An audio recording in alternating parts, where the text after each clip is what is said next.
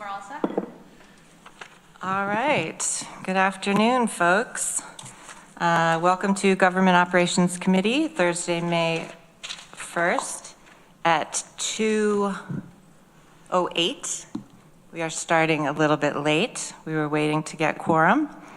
Thank you all for being here. Do we have any changes to the agenda? I don't think so. I don't see anyone for public comment. Let's take the minutes of April 3rd. Greg moves. Rich, can you second? Thank you. Sorry. Questions, comments, changes on the minutes? All right. All in favor? That's unanimous. Thank you. I will note we have our additional Gold Star member here with us today, Ann Corman, who is joining us for conversation and to be a part of the committee, though a non-voting member today. And Legislator Mike Lane will be joining us shortly. All right, we are going to talk to Jay Franklin at Assessment. Do you want to start with the resolution or an update? Okay, let's start with, we have contingent fund appropriation, Department of Assessment, Tyler Technologies. Can somebody move that? Greg moves, Rich seconds. Hello. Well, thanks. Good afternoon, everyone. I don't really want to be here asking for this, but unfortunately life happens or work happens, and this is where I am. So we've been utilizing a company's application. The company's called STG since 1997. We started putting our internet online in 2001. That company has since been bought out last October, and the new company is trying to convert all of their New York installations to their online application. Any other time I would have been great. Let's get a new company in, get some new functionality. But we're also going to be starting our conversion to Tyler Technologies in October of this year, with the completion date in July of 2025. So if I were to convert all of our data to the new company or one of their other options that we have here in New York State, I would be converting while I'm also converting. So I'd be converting our online application and starting our conversion to our new assessment database, which already has that online application. I couldn't figure out a good way to do both of those things at the same time, or why we would want to do both of those things at the same time. So I called up Tyler Technologies and said, hey, is there anything that you can do for us in that first interim year and a half so that I don't have to convert to another application? So they came back with a proposal for $25,000. Looking at the other two options, it's an additional cost of about $8,000 to $11,000 in order to convert directly to Tyler for our online application slightly ahead of schedule. So I'm here with a request out of the contingency fund for $25,000 to fund that conversion so I don't have to do two conversions. Okay, questions, Rich? Yeah, confused. They're both Tyler. What you want to do now and in the fall? Correct, yeah. Well, no, what we have right now is through a company called STG. Okay. And they were bought out, so we have to convert. The new company isn't going to support their application. It's a legacy application, and everybody wants to see it go.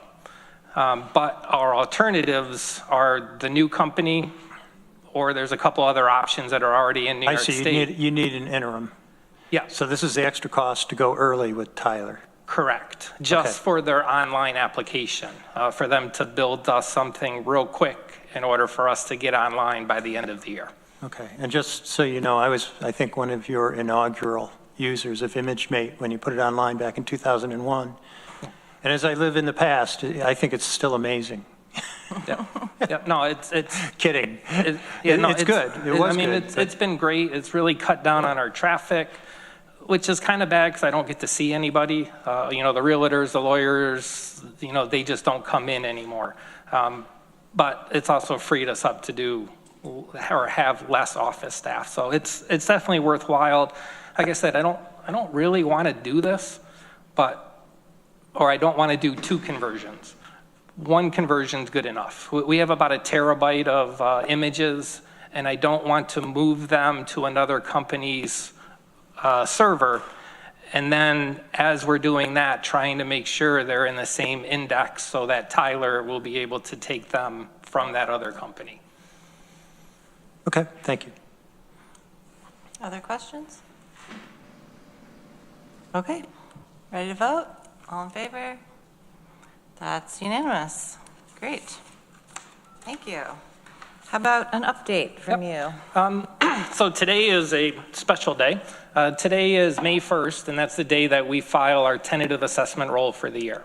So according to all of the work that we've done, all of our values, exemptions are in place for this year, subject to change by the Board of Assessment Review.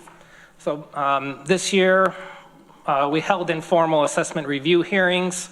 We had a whopping 106 parcels come on in, slightly less than last year of about 2,600 meetings that we had last year. So it was a nice kind of quiet year. It allowed us to do some of the work that we've kind of kicked down the road that we just didn't have time to do. I think the county tax base is up about 1.8%. to $11.666 billion. May 27th will be our grievance day. We'll hold appointments from 10 to 2 and first come, first serve from 4 to 8. I don't anticipate us being around till 2:30 a.m. like we were last year. Hopefully we'll be out at 8. So it's a good quiet year for us. It's allowed us to start preparing for the conversion.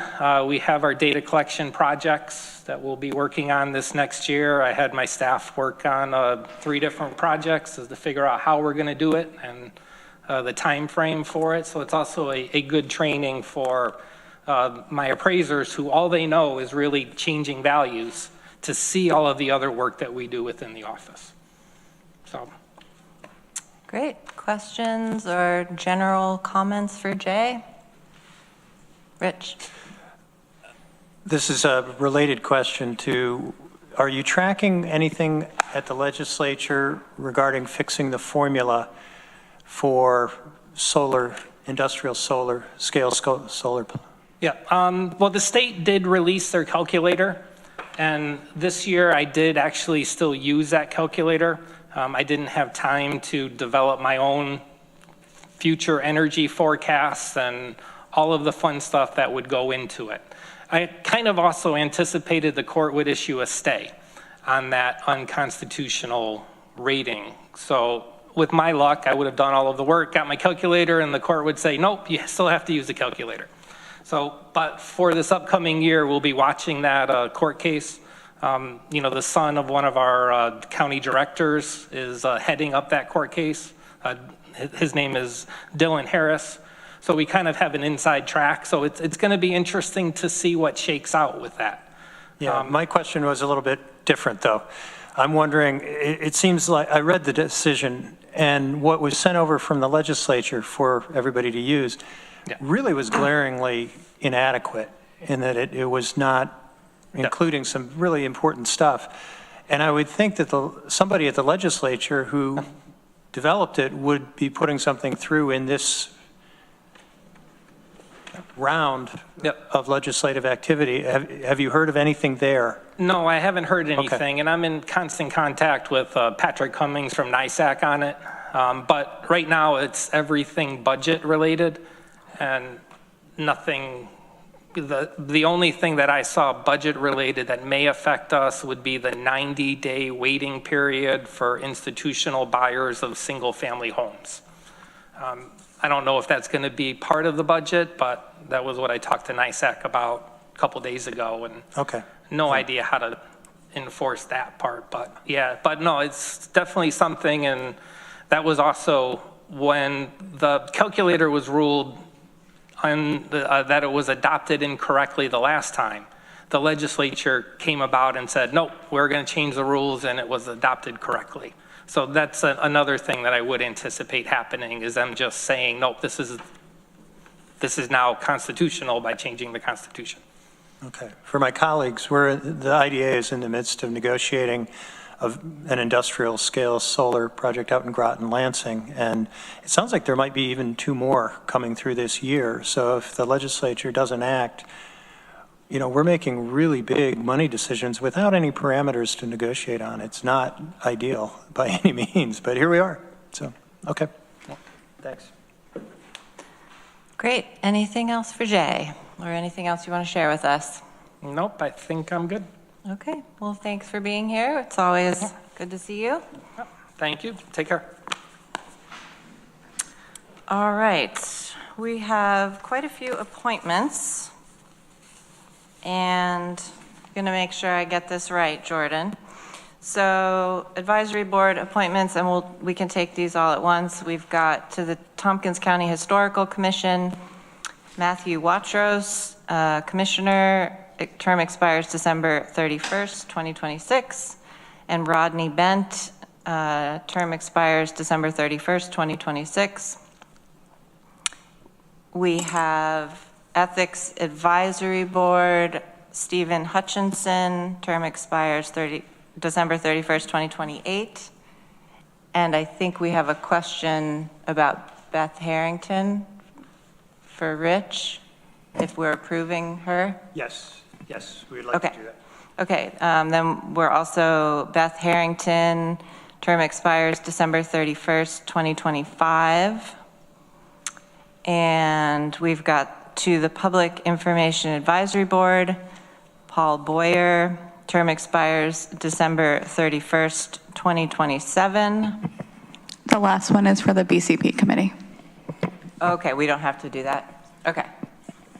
Okay, so we have those 5 appointments. Questions or comments on that? Okay.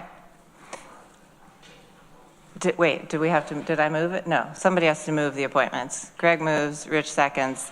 We're going to do the library board separately. Yes, Rich. I'd just like to mention Matthew Watros is a young man I have met, and he wrote a really interesting book about the Civil War based on I believe it's his own relatives from Dryden, and really did some great historical research, and then did a fictional story from it that tracked what had actually happened. With the history. Nice. Yes. All right, I'm going to have to check that out. Okay, welcome, Mike. We are just doing the various appointments. Sorry to be late. Thank you. Thanks for letting us know. We're just doing the appointments, and I think we're ready to vote. So all in favor? Thank you very much. All right, now let's go to the Tompkins County Public Library Board of Trustees. So I think most people know what's been happening, but we are, last month we had a resolution to support the Board of Trustees if they wanted to raise their number of members. They agreed to that, and they wanted to move to 15 members, and so we need to approve the change in their bylaws for that. And it was 12, and now we'll go to 15. So questions or comments on that? Rich? I don't think we have to take any action today. Is that right? Or? Oh, we don't have to vote? Well, we did. Oh, we do have to vote. Okay, I thought we did it prospectively, that we said we would agree, or are we confirming what they did? We did. I guess it does make sense then, okay. I think the clerks want us to do it officially to make sure we follow procedure. And Those clerks. I know, those clerks who follow the rules all the time. And then, so so we're gonna do this, and then we have the appointments for the folks that we want to appoint to the board. And Katrina informed me that we were going to move these to the full legislature to our second meeting in May, but there's this person you may know called Susan Currie, who is the director of the library, and she was requesting that we move these next Tuesday. And if we do that, then we can she can start the onboarding process with the people, and they can get in place by the end of the month. I've heard of Susan. Have you heard of Susan? Yeah, I think some of us might know her. She sat on this legislature for a couple years. I spoke with her yesterday. She sends her regards and says she misses everybody over here. Well, we miss her. Rich. I would move approval of the TCPL amendment of their bylaws to go to 15 members. Great. Greg seconds that. Thank you. Annie? I just had a question, unless I'm missing it. So I don't see it on the agenda for this Tuesday? It's not, so I'm going to have to add that on Tuesday because we were planning it to go to the next May meeting. Okay. So it'll we'll have to be add added this. that night. Okay. Yeah, we'll have to add this and the appointments on Tuesday. Thank you. Yep. Okay, any other questions about the bylaws? All right, all in favor? Great, thank you. And, you know, we've had, that's unanimous.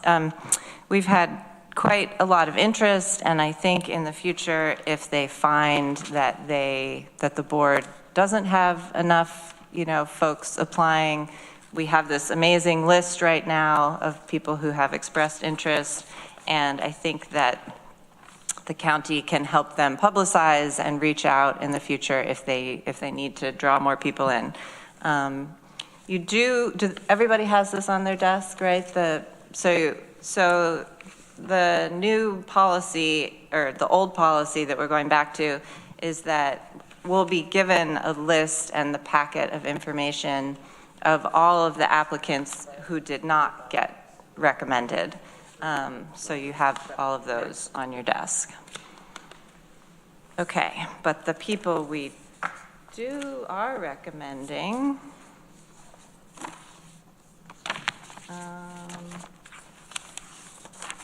okay, right here.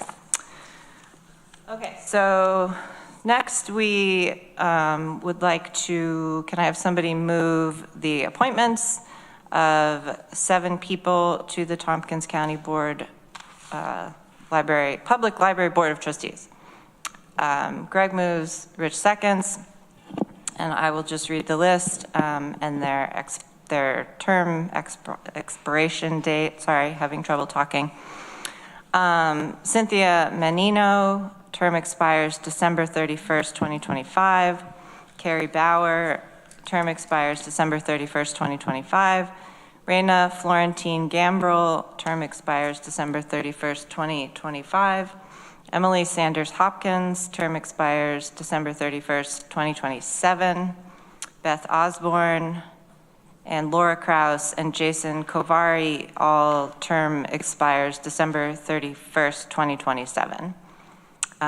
So these were the folks that our small interview group of Rich and Dan and I, we interviewed about a dozen people who applied, all really great. I think we couldn't go wrong with any of the people we talked to, but these were the folks that we ended up choosing. And I think this is going to be a great addition to the board. Other comments? Rich? I would like to thank Dan for participating in what turned into a fairly lengthy process, and to you, Amanda, for your work in organizing it, and to our clerks, who did an outstanding job of keeping us on track. Yeah. I would say I was really impressed with the people who applied, all of them. I think it's a testament to just how deep the belief in our public library is in our community. It was really kind of inspiring. Yeah. So, Yeah, very much so. I appreciated all these people who took the time to go one step further out of the process and meet with us and share their enthusiasm for our public library. So anything else on this or the process or questions? Okay, all in favor? That's unanimous. Thank you. Very exciting. And again, we'll move this on Tuesday, and then these folks can start to get oriented to the positions later in the month. All right, we are moving on to the Department of Planning and Sustainability. And I think Darby Kiley is here. Slide all of that. I don't remember space. Hello, everyone. It's my once-a-year trip to Government Operations Committee to talk about the foreclosure report. I'm not asking for any kind of action today. It's just an update. Per the land transactions policy, we give an update on properties that had been previously withheld from auction or we've taken title to, and just so Maury sees what I do at these meetings. So we reviewed the list and work with Lori's office to keep up on all the payoffs, and there's been a lot going on. I think we're at 19 parcels still as of last week. I don't know if that's changed. Mostly residential parcels, 14, and then there are 5 that are vacant commercial. So those are still on the list. And the auction tour is coming up in a couple weeks on the 13th.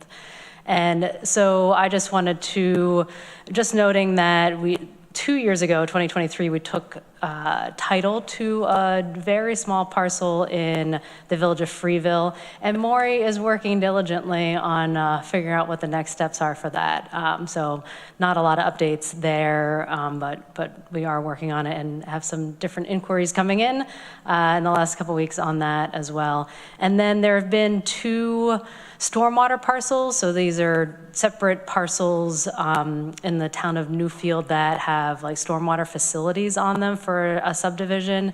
And those have been on the list for a very long time, or since 2019 when I started doing this. And so we haven't foreclosed on those. We have been in touch with I know the town of Newfield is interested in coming to some resolution with the homeowners there, but they just haven't gotten anywhere on those discussions yet. So that's still kind of in limbo at this point. So that's just a report. We're not recommending anything to be withheld for any, what we look for, the natural, cultural, historic resources, or if there are any concerns about liability. I mean, we know what some of them are, like there's a building that's burned down on a parcel in Newfield, but the neighbor is actually interested in purchasing it. So it's stuff like that we kind of keep track of. So that's my report. Any questions? And actually, if you have any questions, Lori and Maury are here to answer them. Any questions? Mike? I'm a little more interested in these stormwater parcels out there that we've held on or held off since, 7 years now. Have they built up around them? There are still quite a few vacant lots in that subdivision, but there are some houses that have been built in the subdivision. So the developer was required to have these, or developers, I don't know which, and has just abandoned them, or do they still own the other lots? Oh, I would have to go back and look, but I think they have sold all of the lots in the subdivision, because I know that we had one owner that owns a couple, and it's not the same people. But yeah, they are not, and they're not maintaining them, and that has been a concern for the town and the neighbors. All those things. Yeah, I was going to say, it sounds like their subdivision law needs a little work out there. Yeah, it's been a while since I actually read what the stormwater operation and maintenance, but it was actually supposed to be, the lots were supposed to be deeded over to a neighboring parcel, and that never happened. To a when neighboring parcel? Yeah, so basically, like if you bought the property beside it, you would then take over ownership of that stormwater parcel, and that deed conveyance did not happen. Rich? Yeah, I think this issue is probably going to outlast me on the legislature. And this is year on year on year. And I'm wondering, Yeah. could this be resolved through the town forming an improvement district? But would it be subject to permissive referendum where the homeowners would say, well, I don't want to pay, and so they just vote it down? Is that the sticking point? I don't know if I think they've talked about that, but I don't know where they are stuck in the discussion. But I know that, yeah, the town supervisor has talked to the neighbors about forming a homeowners association even to take on the responsibility. But if they won't form a homeowners association, can you do an improvement district and cram it down, or is it always subject to permissive referendum? And I don't mean to put you on the spot, Maury, but I'm trying to go through my recollection of water districts and if you can do it, because you can do a stormwater management district, right? That is, as they say, a record from the back wall of the studio. I would have to look into that. Okay. But I do think Danby formed one, because we had some other stormwater parcels years ago, and Danby did form a stormwater district for that subdivision. I'm wondering if Randy could go to the town board, because he attends the meetings, and really just directly ask if this could be pursued to resolve this, because otherwise it's just going to sit there year on year. And from a policy standpoint, I don't think it's good that you have land that's really not owned. Right. You know. What if we went ahead and foreclosed and put it up for auction? See what happens. We tell the town, you want to buy it? You want the neighbor to buy it? Or someone else in the subdivision to buy it? It just seems if it's gone this long, that would be our really only option here, other than something like Rich is talking about for the town to do. But if no one buys it, then we've taken title to it. That's why we don't. We'd have the stormwater Then we would be management responsible for the maintenance. Somebody's got to have a dollar. But why would, yeah, I think when this first came up, it was why would someone buy Yeah, that? So we nobody did not would want to buy take it. title to it for that reason. I don't know. Maury might have a different. Well, Okay. the short answer is if we put it up to auction and nobody bids, we do own it. Yeah. And with some parcels, we've decided to leave them unowned, so to speak, because there are issues with pollution on the properties and things like that. So we thought, better to leave it unowned, as you say. I don't know if that's the case with these particular properties, but if we put them up for auction and nobody bid, they would become county property.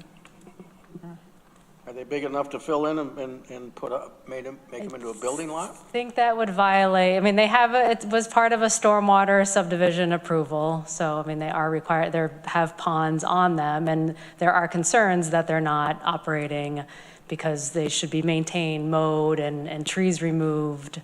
And I know part of why we have stayed away a little bit is that there are no county roads adjacent to the subdivision, so, there's not impacts on our roads as well. Could turn it into a skating rink, pond. The neighbors could. Reminds me of the street off of State Street that everybody wanted us to buy. What was the little alleyway up in there? Remember that? Before my time. Was it before your time? All right, well, no action, but Greg? If they're not operating correctly and it's a requirement that the town put in place for the subdivision, why isn't the town stepping in to maintain them? Because if they were necessary for the subdivision, wouldn't they remain necessary for the subdivision?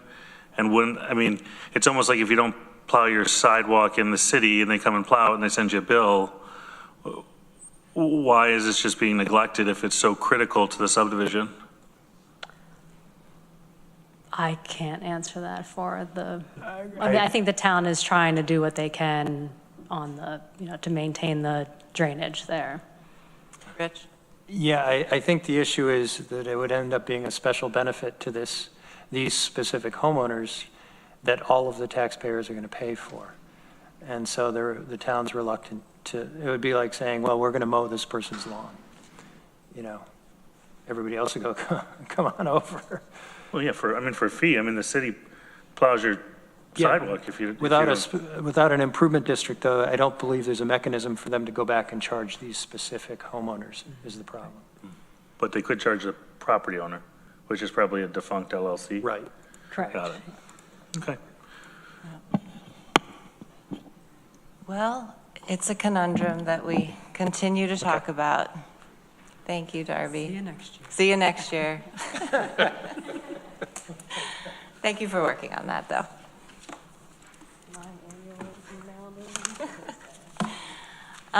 Okay. I wanted to take a minute to ask committee members, we talked about GEO goals at the beginning of the year, and I think we've already touched on some of them. I know it's great to have short meetings, but I want to make sure we're not missing things that we should be working on this spring and summer.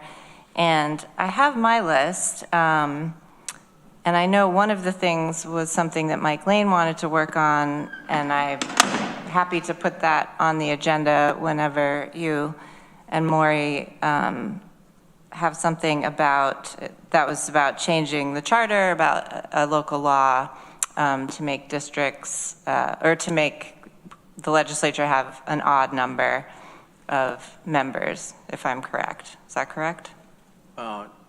Yes. Okay. And what I'm suggested is that we amend the charter to say that we could have, and this would be the next time it's redistricted, we could have 13, 15, or no, 11, 13, or 15 members. Right.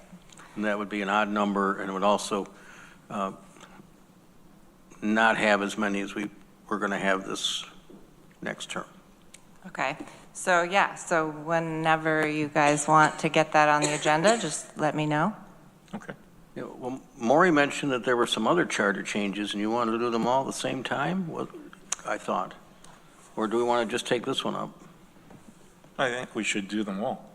Yeah, I mean, Katrina and Jordan would know.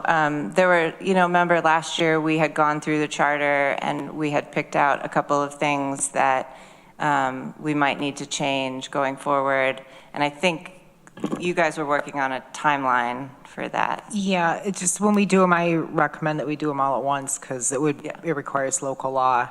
I know one was to adjust the charter, how it references a vice chair. Right. And what they receive compensation-wise, because we changed that in a resolution. But each of the things, we can do all of the sections. right, but folks might want to vote on each thing differently because you might support one change but not another.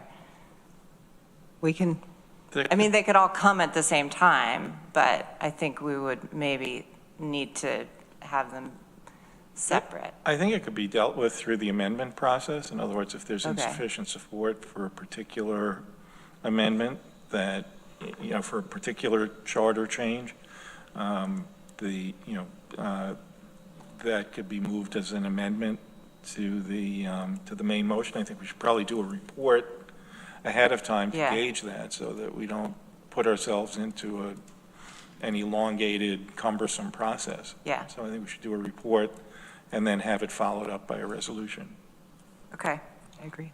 So again, if I can help with that or whatever you need us to sort of help coordinate, but I think we wanted to do that by the fall or something, right? Yeah. Yeah, I'm certainly willing to talk about it as soon as everybody's ready. Okay. Just so I fully understand, we're saying that all the charter change recommendations would be in one recommendation? I guess that's, I mean, there's not a lot, right? There's just a 3? I think there's 3 or 4. Yeah. It's not It requires a local law. any change to the But that would include the number of legislators. Yeah. So we, So the question will get split if it makes it out of the committee.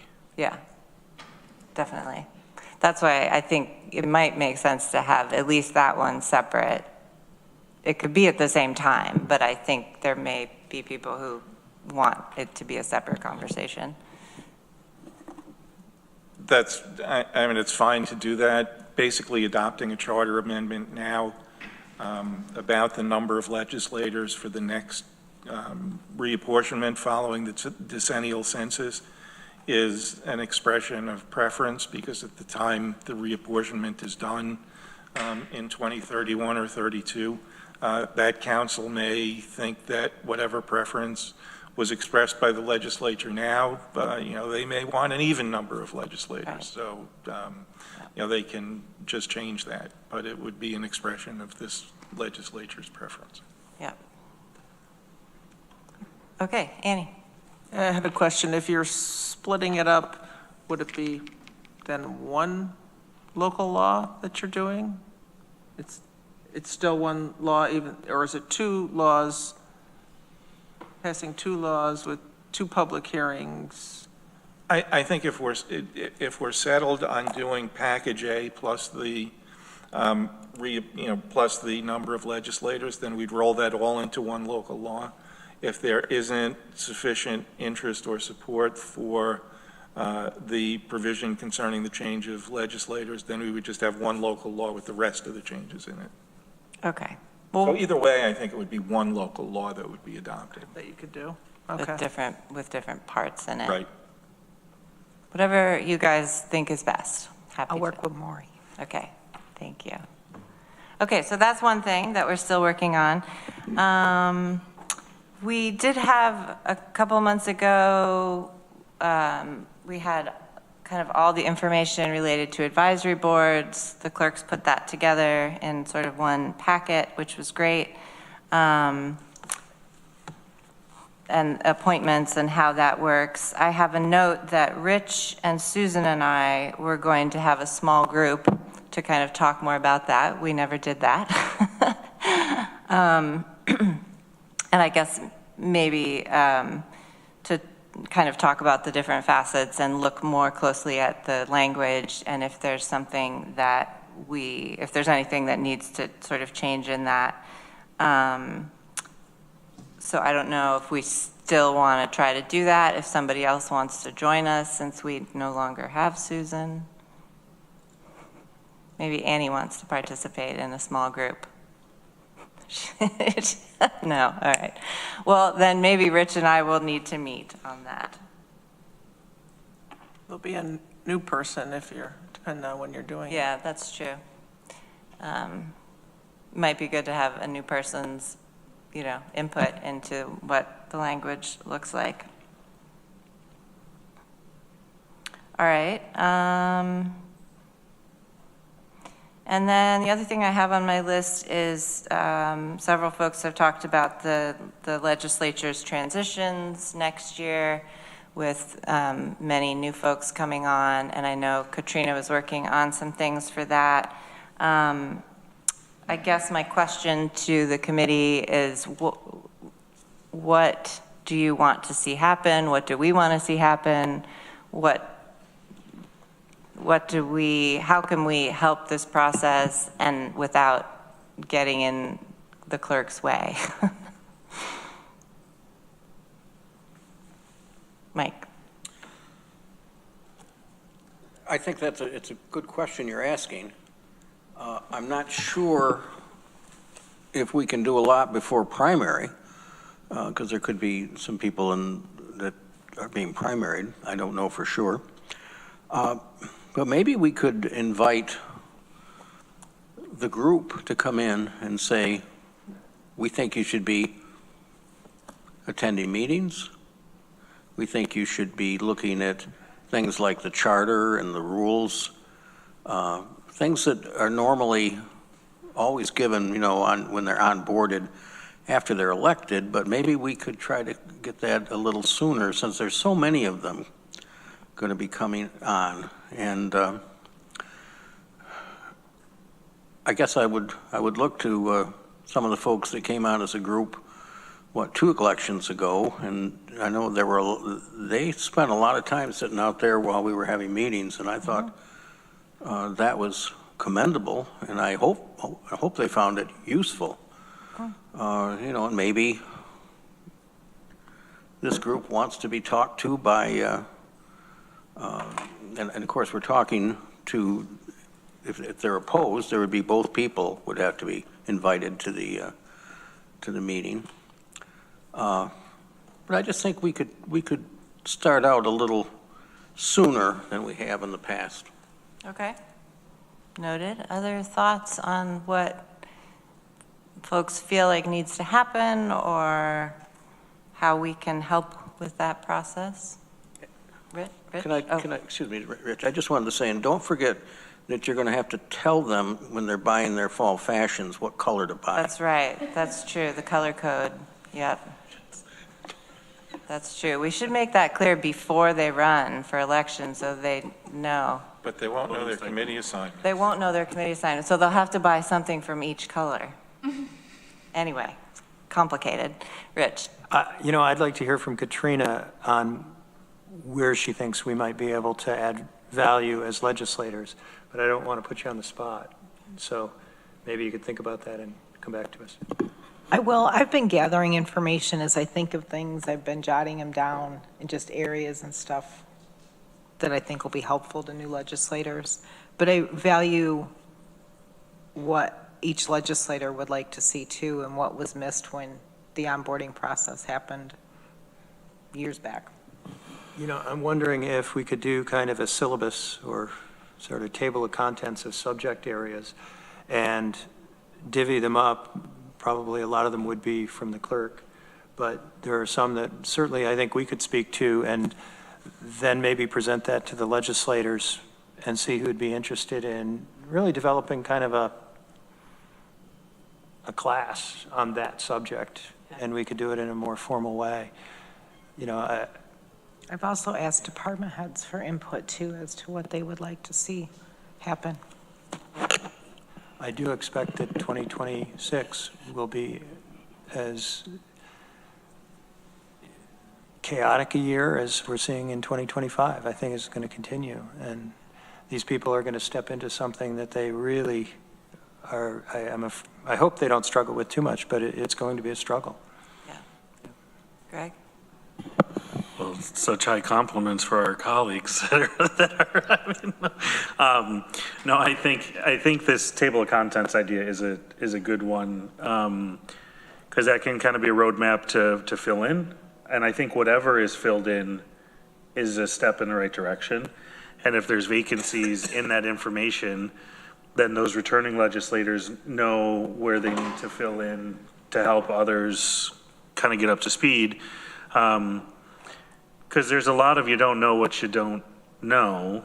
And I think something like a roadmap is helpful, or a table of contents to, one may be more interested in X than Y or A than B. And so I think giving something where maybe it's just saying, hey, these reports are located here, or this information is located there, because it's kind of a deep hole of information when we start to dig into policy and procedure and et cetera. So I would be in support of that, and happy to help in any way. But I would find that useful, just personally. But I also do have faith in the next iteration of the legislature to continue the work that we do, even with a steep learning curve. We have competent and strong staff.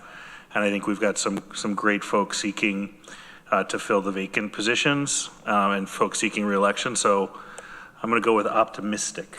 I wasn't saying anything about the quality of the people. I'm thinking the external environment is going to. Oh, that's going to be crazy. Yeah.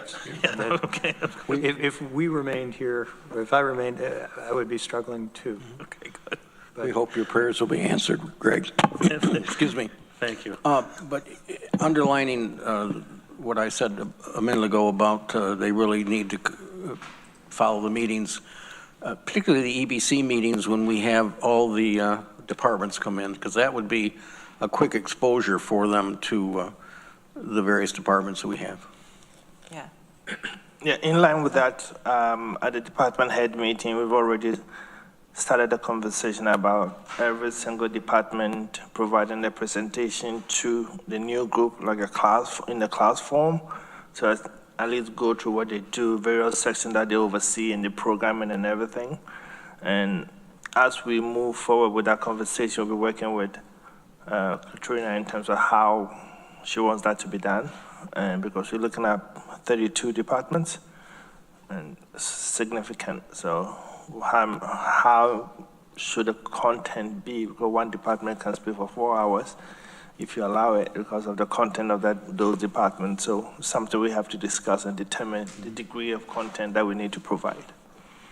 So, Corso, when my cohort came on 7 years ago, that's what we did. We organized, and there was only 5 of us, so it was a little bit easier to coordinate. But we met with every single department, and it was just an hour, so it wasn't a big, long process. But we met with every single department, and it really was like sometimes we went to their departments, but sometimes they came to us, and so it was hugely beneficial for me. And with a whole number, with more number of new people coming in, it may be harder to coordinate, but I think it would be essential for that to happen, and really, really helpful. Greg. Yeah, of course, I appreciate that you guys are thinking through that. We in my cohort tried to do a similar thing. You can only get to so many. Some people drop off. Some people, can stick with it, and it can't be done in the first 3 months because otherwise you're like smacked in the face with overload and you can burn out pretty quick. So I'm almost wondering if, because now it's April and a new group won't be starting for another eight months, if there's some way to do some, like, I don't want to say like an online module or like a recorded presentation or something like that could be accessible to folks, just a high level, but not to take away from in-person opportunities, but to sort of just be available as a resource. I don't know if it makes sense. I don't know if it's more work than necessary. It could also be good for new employees, to say, hey, I'm curious what this department does within the county. Might be a bigger project than needed, but I do think that there needs to be a variety of ways for folks to get this information, because it may not be possible for everyone to be at every single meeting of every single department. Yeah, and when we did it, it was definitely over 6 months or 7 months. Like it was, we did not, it was like maybe once a week we met with several departments. So yeah. Annie. Yeah, I've spoken to a lot of people who are running for office, and I'm highly recommending that they not just watch or attend the legislature meetings, but the committee meetings, so they can see what our role is, our interface with the departments, and then looking at those agendas and seeing that, if they can come in person, but I know it's often hard, but at least now, rather than 8 years ago, when we were running, the committee meetings, for me, were hard to come to, but now you can watch them all on Zoom. You can watch them in 1.5 speed if you want.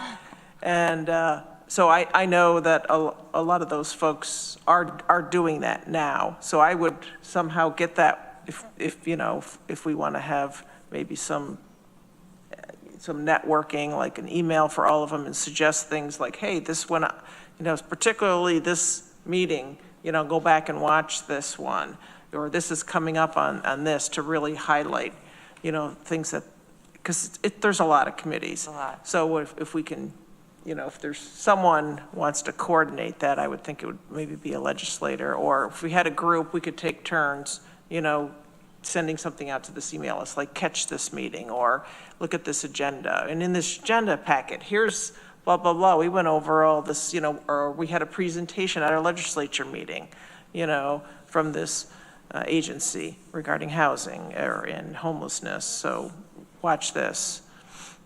Yeah, that's great. All these ideas are great. I was just thinking too, maybe, shortly after the election in November, we could invite the newly elected folks to come to a meeting, an hour early. We could have some snacks. We could introduce ourselves. We could do it Wednesday. Do a Wednesday? We could do it the Wednesday after election and get them on board and start them. Yeah, right, and just so they can meet people, they can, Because we start run into to ask holidays. questions. Yeah. We have yeah. the holidays Right come. after that. I like that, the And Wednesday then- after. Yeah, so just as a sort of initial, congratulations, and talk to, us old legislators, and so just another idea of getting to know people or meeting staff and that sort of thing. Yeah, Rich. I wanted to follow up on Ann's comment. We can run our meetings at 1.5 speed? We can go faster? On Zoom. Well, here, sure, you can. I can There's- talk I'm not faster. sure where the button is. I try to keep I'm not you sure where the guys button is, but in line. It's hard. I'm all for that. All right, well, these are all great ideas. Thank you so much.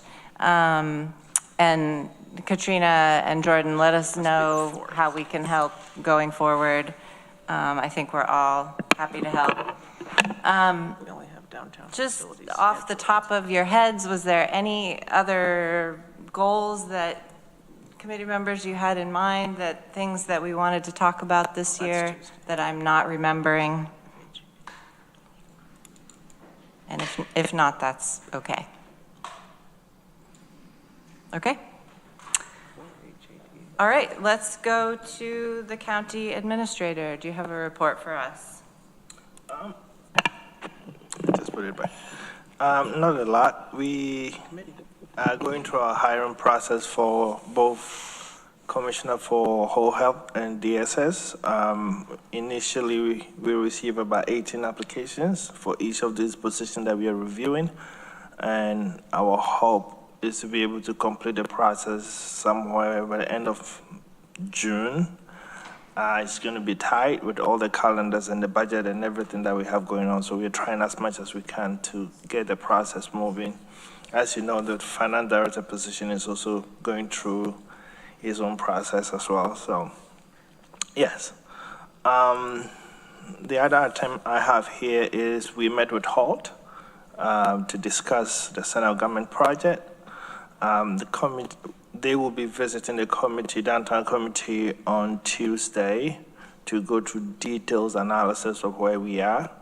And also, within a couple of weeks after that, my hope is that we'll be able to present through that committee some decision points so that we know clearly how we are proceeding on the project.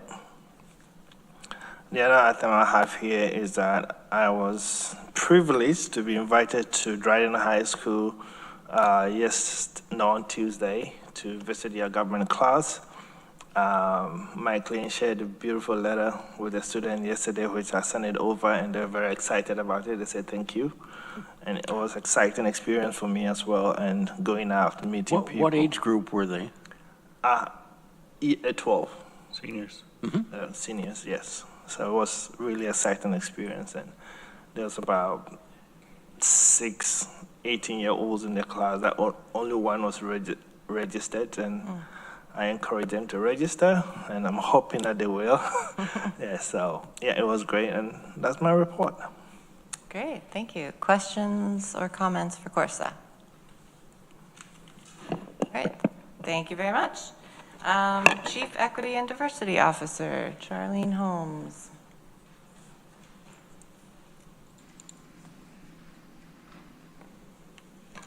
Good afternoon, everyone. I have some quick updates for you. First, our equity indicators, we are almost 100% with all of our department heads, and right now we are in the process, myself and the interns, of doing our trends. We're going to identify our trends so that we can present those to you in the near future, and you guys can take a look at what our department heads are working on. So that's on the way, and The next update is really very internally focused with JEDI. They have a lot of projects that they're working on. Our equity marketing campaign is almost done. We got our first draft of our video. For the history of equity and diversity at the county. We had multiple people who were interviewed, some who have retired already. We've also solicited some community members, and it looks really good. We have like great pictures, great photos, thanks to our communications team. So we're very excited that we're at the last tail of that, and we should be able to share that very soon. The next thing is we have our $5,000 micro grant. The committee, I'm putting together the committee so that we can get that funding out. So we'll have more information about that in the future. You all should have gotten an email. So if you are a legislator who would like to be a part of that committee, please let me know so I can add you to the email list. Something very exciting. One of our staff members reached out to me via Teams and showed me an article about Ulster, I never could say Ulster County had a paid parental leave law that was just passed and a policy that went with it. And they were like, we need that here. So I said, I think a little birdie told me that we are working on that. So I went to Human Resources, and with pleasure, they said, yes, we actually are. So we are going to deploy JEDI's resources for that particular initiative here at the county. So we put together a committee of union members and staff members, and they will be meeting for the first time this Friday. And we're gonna do a little bit of research about our neighboring counties, what their laws look like, what their policies look like, to see what best fits our particular organization. So I'm really excited about that. Our staff was very excited about it. And so just wanna give you guys an update. Last two things, we have some upcoming engaging and effective allyship trainings with Rise to Equity Excellence. We will have 2 trainings. Staff shared that they wanted more resources around what does it look like when we might see something happen in the workplace. How do we address that? If it's discrimination, if we recognize that some people might, have said something out of context, how do we address that? So we are going to bring our beautiful consultant in. They're working on different scenarios, and we'll have a 2.5-hour training in the morning and in the afternoon that's open to our entire workforce. So that'll be our first training from JEDI, and that should be in early June. So you should be getting communication about that any day now. And then lastly, JEDI has been working on the effort to recruit more members for WDIC so that we can continue that great work that's happening in that special committee. So a lot's happening in different places, a lot of staff taking the initiative. So it's exciting work. So I just wanted to share that. Oh, and one more thing, I'm sorry. Our annual training, which will be our GARE local meeting, is still in the works. We have, for the first time, GARE keeps saying for the first time, so I like sharing it with us. For the first time of something like this for them, this is the first time that they've had so many different external partnerships. So they're in the process of creating the registration link, and they're creating an additional page with all of the logos of the people and their industries and the organizations that are partnering for this. And they're like even more excited than we are. So I just want to share that with you guys too. A lot of positive things in that direction, even in our political climate. That's great. Great. Thanks for all those updates. Questions or comments? All right. Thanks for all the work you're doing. Okay, County Attorney, Maury Josephson. Any song lyrics or anything you want to share today? I do. Not necessarily a song lyric, but some thoughts about today and the circumstances that we find ourselves in legally. Today is May Day, universally recognized as Labor Day around the world, except in the U.S. And in that context, Corsa sent a very nice message to appreciation and a desire to listen and hear concerns of our employees. And it reminded me that, of Dr. King's observation that labor rights are human rights, and that the night before he was assassinated, spoke to a gathering of striking sanitation workers in Memphis. Aside from being May Day, it's also Law Day. And a lot of lawyers are doing something very unusual for lawyers at Foley Square in Manhattan. There is a Law Day rally relating principally to challenges to the rule of law that seem to be emanating on a daily basis from our federal government. And I plan to provide an update on federal activities and their potential impact on the county at Tuesday's legislature meeting. As some of you may know, I mean, aside from the threats that were made against Tompkins County at the very beginning of the administration, Rochester has now been, the city of Rochester has been sued by the federal government in an effort to invalidate its certain of its ordinances. So since it's Law Day, you think also, the phrase "let's kill all the lawyers." I'm not sure which play it comes from. However, it was not intended. It was not stated or intended as a reference to lawyers being annoying and overcharging and so forth, but rather that those were the words of a tyrant.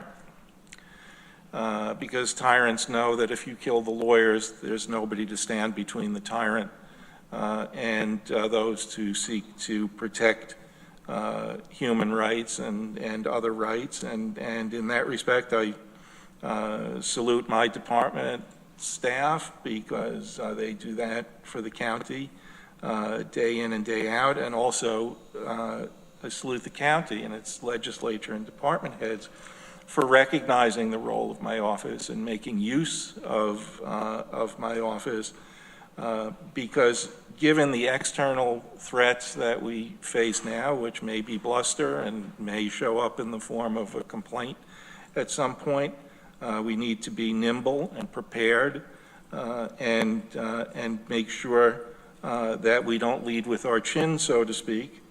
And that may lead to difficult discussions in the future, but when those happen, be sure it's because if and when we're challenged, I really want to win those challenges. On a more mundane level, Shane Bergen got a running start as our new paralegal this week. We continue advising departments on a day-to-day basis on multiple activities and concerns and questions, across the range of county operations. We are looking for ways to provide better and more timely service, and you'll be hearing about some of that soon. Otherwise, and I will also be providing some litigation update that in advance of Tuesday's meeting as well. And that is my report, unless there are questions. Great, thank you for that thoughtful report. Questions or comments for Maury? Rich? Yeah, Mike and I were thinking, I think it's Henry V. And yeah, it's first kill all the lawyers. And it's so often misconstrued that, yeah, that this is a good idea, but it was really, I think it was two anarchists were talking. And the idea being that if you want chaos, yeah, get rid of all the rules and the laws. And being a lawyer, you know, you take some abuse, but sometimes we're necessary. So. Of course, the ancillary to that is that if we didn't have lawyers, we'd have to invent them. Or kill one another.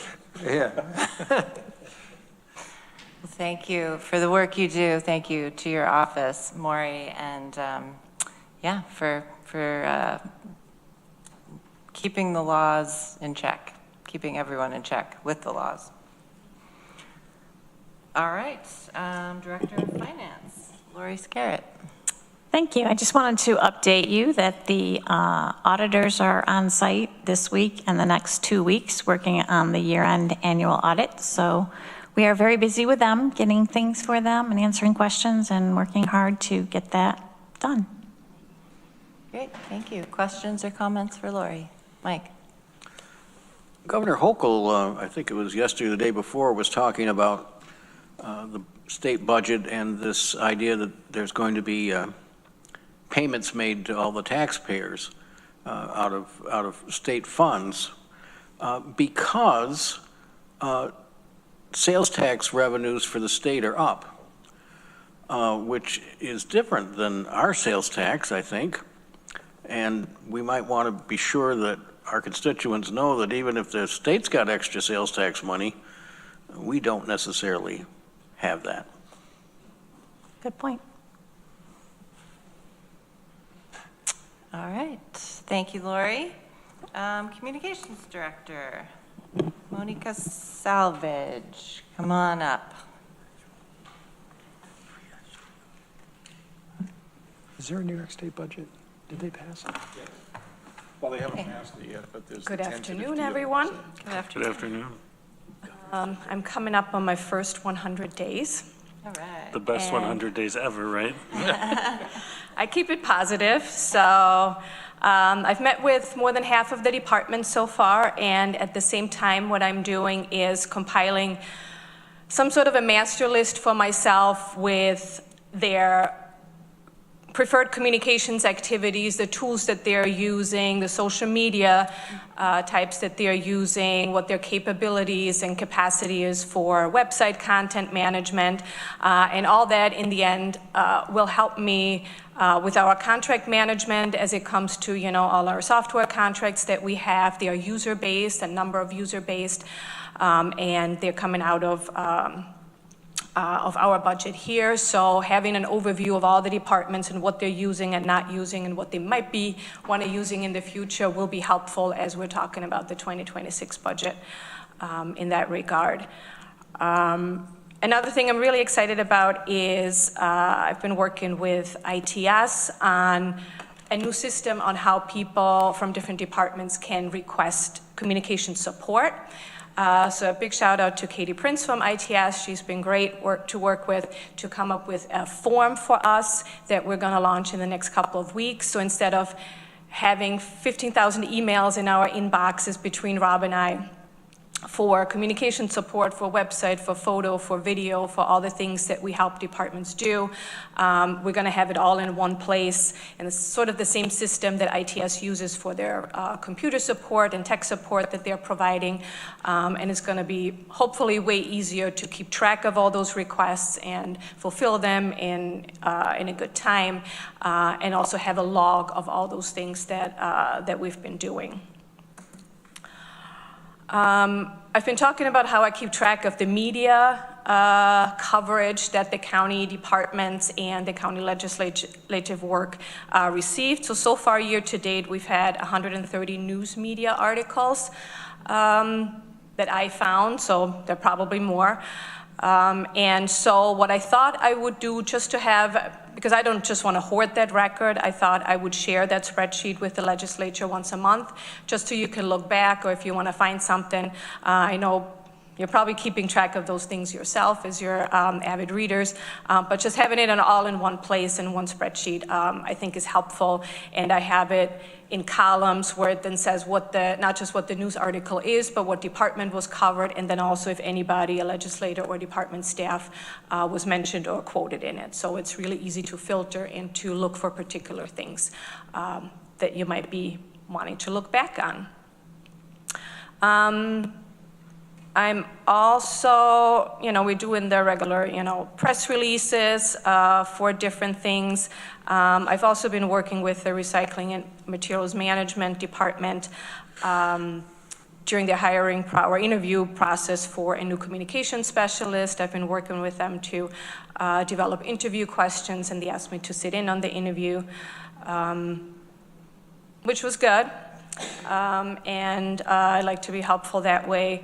I've also done a lot of photography last month for the new Transportation Scout app launch, for the 25-year dinner through HR, and then also a composting workshop through the RMM department. The Public Information Advisory Board has been recruiting, and we've had 3 new applicants that we're going to review in 2 weeks at our meeting, and then hopefully by the next month we'll be bringing those forward through the committee and then the legislature for approval. And yeah, that's it so far. Any questions? Thank you. Questions or comments? All right, well, thank you for your first 100 days. I see Rachel Graham is here from the county clerk's office, and not to put you on the spot, but if there's any updates or anything you want to share from your world, we'd love to hear it. Sure. So only real update I have is we have a naturalization ceremony coming up on May 15th at 1:30 in the Tompkins County Courthouse. And our speaker for that event is Corsa. Oh, excellent. They're very fun. Those are really lovely ceremonies, so great. Yeah, they are. And then at DMV, we've got the Real ID deadline happening May 7th. So DMV has been really busy, nonstop lines, but they've been moving pretty quickly, so. Cool. Any questions for Rachel? Mike? Rachel, which judge will be handling the naturalization? Judge Massler's doing this one. Judge Massler? Oh, Massler, okay. Yep. Greg? Rachel, I spent a lot of time at the DMV lately due to the nature of my other day job, and kudos to the team there. I walk in and I'm like, holy moly, there's a line. 20 minutes later, I was out the door, and the line was out the door when I walked in. So, I mean, they are full speed, nonstop, so please share kudos to them. They have a tough job, and they're doing a great job keeping people moving through that place. So I appreciate all the work they do. Yeah. Thanks. Yeah, they do. They do a great job. I'll be sure to pass that on. Best DMV in the state. 100%. Yeah. Rich and then Annie. Yeah, I, of course, have procrastinated on the Real ID.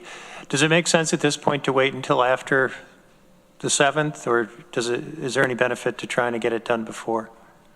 I don't think so. It depends on you and what your travel plans are, really, and what you have time to do.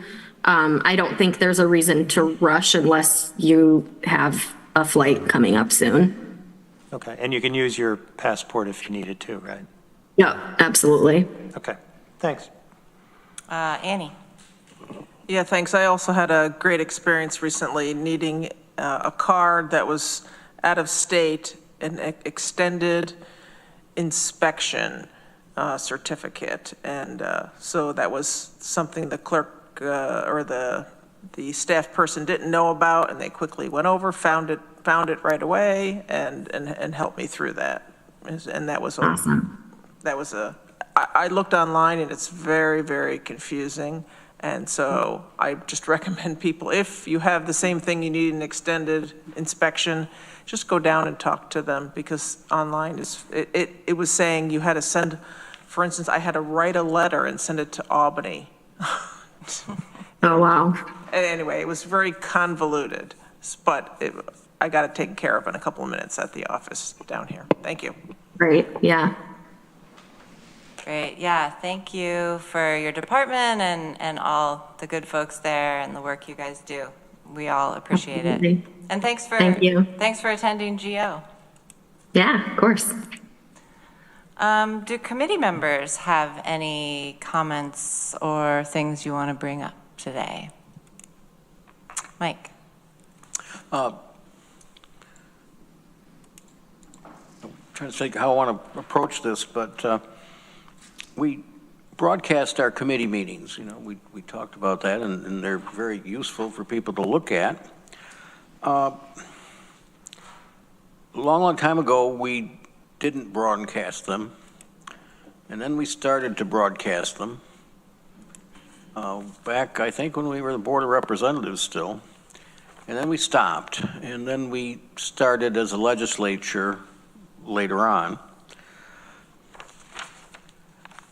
We, as legislators, are pretty familiar with being on camera and thinking about what we say and bringing up what we need to. I don't know if that's always the case for our staff and our people in the departments. And I worry, and I've heard a little bit of, I won't say rumbling, but a little bit of feedback that sometimes it's a little, well, for them, they aren't necessarily comfortable with it. Maybe a little intimidating from time to time to whether they want to say things that they would do in a non-broadcast meeting or not. So I just want to bring that up to put a bee in our bonnets to think about and to see whether there are other folks that might have heard any of that and whether it's still the way we should be doing things in the future. I can respond a little bit on that because we have another department head legislature retreat coming up. That has been mentioned, and I think I and Corsa are doing our best to get folks to just not worry about speaking up, to speak their minds and raise the issues that they feel should be raised to legislators. So I think that there was also, some feeling that portion of the last retreat was eclipsed by the state controller's presentation, and that hopefully won't be the case the next time. But we are hoping people will speak up, and it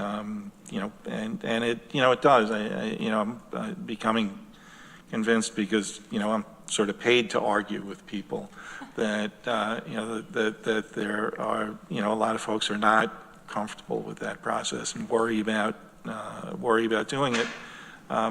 But hopefully we'll get plenty of commentary and food for the legislators' thoughts out of the next one. Thanks, Maury. Other thoughts, Greg? Well, I know today has many significant, or has much significance historically. I'm also excited that it's the opening of many of the local ice cream shops. Yes. So if you drive by, remember those are small seasonal businesses that could use your support, and nothing makes a day better than ice cream or non-dairy ice cream if you need that. Sorbet, all of the above, no sugar added. They've got all the options. But I'm just excited to start sampling across the county ice cream again. 'Tis the season, so just want to give that shout out. Good. Marinas too. Yeah. And on that point, a couple of weeks ago now, the History Center had their Sunday showdown, and let me tell you, I have never scooped so much ice cream in my life. It was packed. It was packed. It was an amazing fundraiser. I think they did wonderfully. I haven't heard the final numbers, but there was probably 200 people at least who came through there, and they had different tables set up with the different Sunday concoctions, and you could go around and get the different ones. And I can attest to the fact that chocolate ice cream does not thaw as fast as vanilla or other flavors. It was bizarre. The vanilla was completely scoopable, and the chocolate, I literally bruised my finger from getting it out. So just saying, ice cream is good. Ice cream is good. And on that note, I'm going to take the con position. Such a weird committee. this is a weird committee, right? This is the weirdest of the committees. Mike? Speaking of which, I think the History Center still reports to this committee, doesn't it? And I know last year we had them in at least once to kind of bring us up to date. Yeah. Might be something we could think about. Sure, definitely. I can find out when Ben has a time sometime this summer and have him come in, for sure. All right. Thank you all for being here. Thank you to our Gold Star members, and we will see you all next month. We are adjourned. Thank you.